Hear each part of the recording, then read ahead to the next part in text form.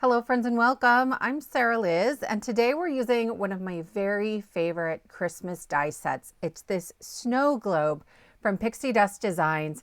And so I've cut a bunch of the pieces from a dark navy cardstock. I just love the size of this. It's beautiful and lovely.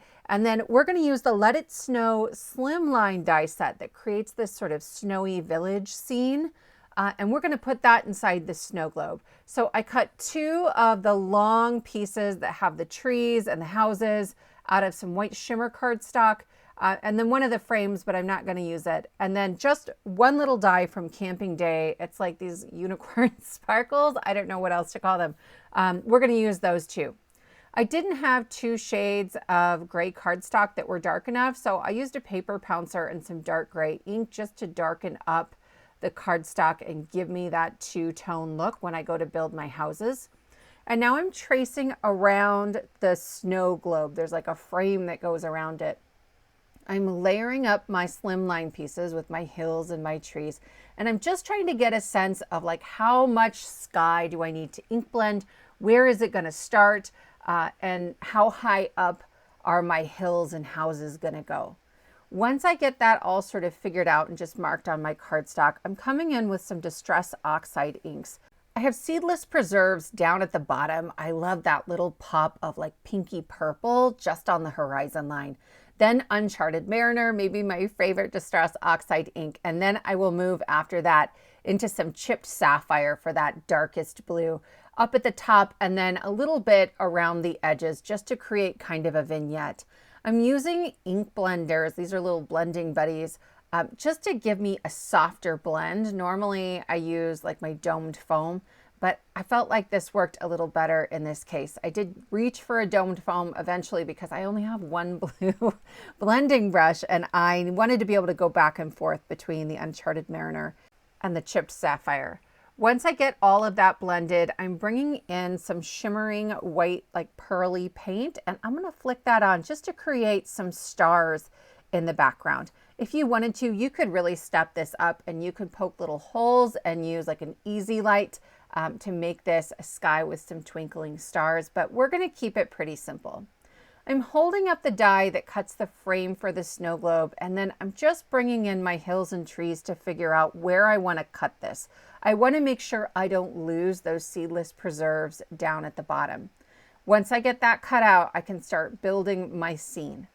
So I have these two layered pieces, and I'm just going to hold up that frame right around it. I'm using a white shimmer cardstock that's only 65 pounds. So I've backed it with the same piece, but out of some 120-pound cardstock just for stability. I know I want that as close to the bottom as I can. And I'm just going to kind of trace around the bottom of the frame. This I'm going to cut by hand, but you don't need to be super precise, right? I'm just trying to cut inside that pencil line so that I don't have a bunch of white cardstock kind of sticking out of the bottom. And then I will use the first frame and I'll line it up on that second slimline panel and kind of trace around that as well. I love reusing my dies in ways that maybe they weren't intended to get more use from them. And because this is a slim line, you actually can get several different scenes out of it, depending on where you decide to place the frame and then sort of trace and cut your scene. I'm also going to cut down this white piece. You wouldn't have to do this, but I didn't want a whole bunch of white cardstock that you could sort of see peeking out from behind my snow globe. So I just traced once again along the bottom of that frame. And then I trimmed it with my scissors. Again, it doesn't have to be perfect. I just wanted something that was gonna hide under the frame. On my hilly scene, there are little pieces for the trees and for the houses that kind of stick up, and I wanted an evening scene. So I am coloring those in with my black marker, and because it's a shimmer cardstock, a little bit slick to begin with, it almost glows a little bit. But if you didn't want to do black, like you could certainly color that in with a yellow alcohol marker so it looks like all the lights are on the houses. You could make this a light up card where the lights in the houses turn on. But as much as I hate snow, I do love when it's snowing heavily and everything just seems to get a little bit quieter. And everybody in the house sleeps really hard. So that's what I was going for here. I didn't go quite low enough on the house. The door had some sort of white peeking up. So I just came back in with my alcohol marker and I filled that in. So I have, for my houses, they're cut out of the two different shades of gray. The house itself is the sort of lighter gray, and then the roofs are a darker gray. The trees are that same dark gray, and then I have a little deer that's in that dark gray. I didn't want to go black. I felt like black was too stark, right? Sometimes we see these winter scenes and it's just a silhouette along the skyline. But I wanted to give it at least a little bit of variation and depth in the scene. I also really appreciate that because the Let It Snow has the hills and trees kind of as part of the snowy hill, I don't have to figure out where everything's going to go. Some days I'm all in for arranging a bouquet or setting up a village scene, but some days I really love that my dies do it for me and they help me sort of figure out all the placement of the pieces. And so this is I think a really clever set. There are 2 different snowy hills to put in that scene, and they include 5 houses, I think 7 small trees, and then the frame itself has 2 large trees, like birch trees, I want to say. There's also 3 different deer of different sizes. There's one that's sort of sitting down, a buck, a doe. It's just beautiful. So I will link to all the products that I'm using below if you want to kind of check them out. If you're watching this as it releases, Pixie Dust is having a Black Friday, Cyber Monday sale, and all of these dies are on sale, which is really exciting.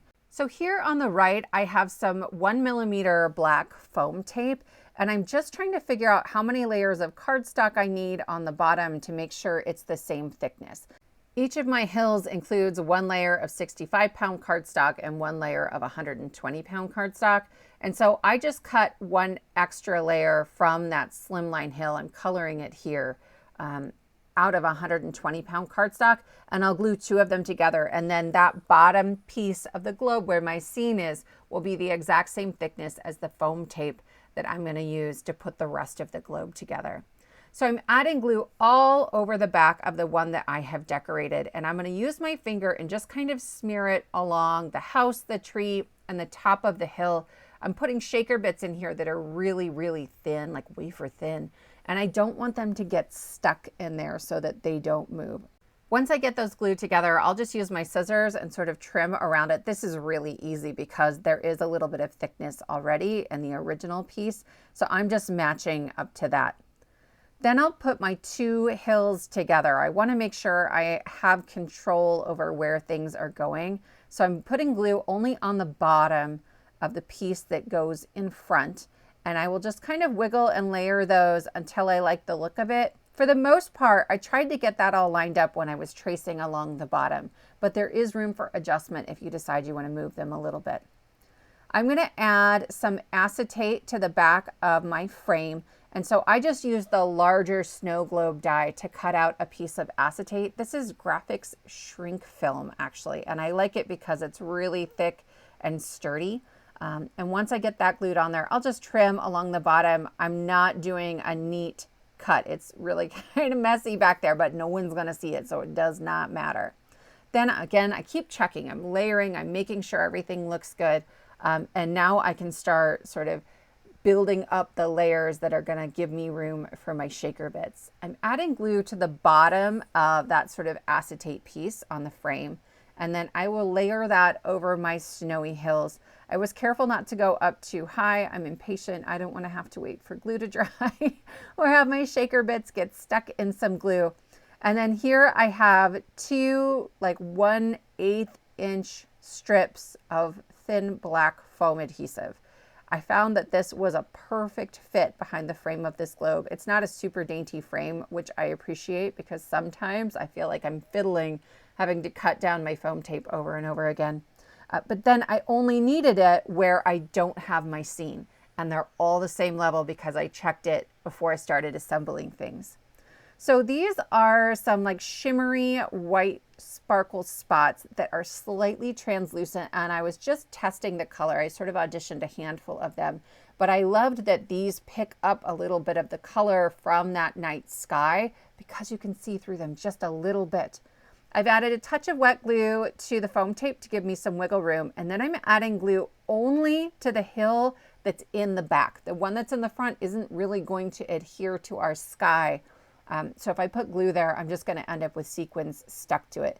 Then again, I'm using my finger just to kind of smear that all the way to the edges, make sure I'm not creating catch points for my sequins. And I will hold the whole thing in my hand while I put it together. So I can just sort of pinch around the edges and know that I got everything lined up really nicely. I'll press that firmly, I'll give it a minute to dry, and now I have this beautiful winter scene.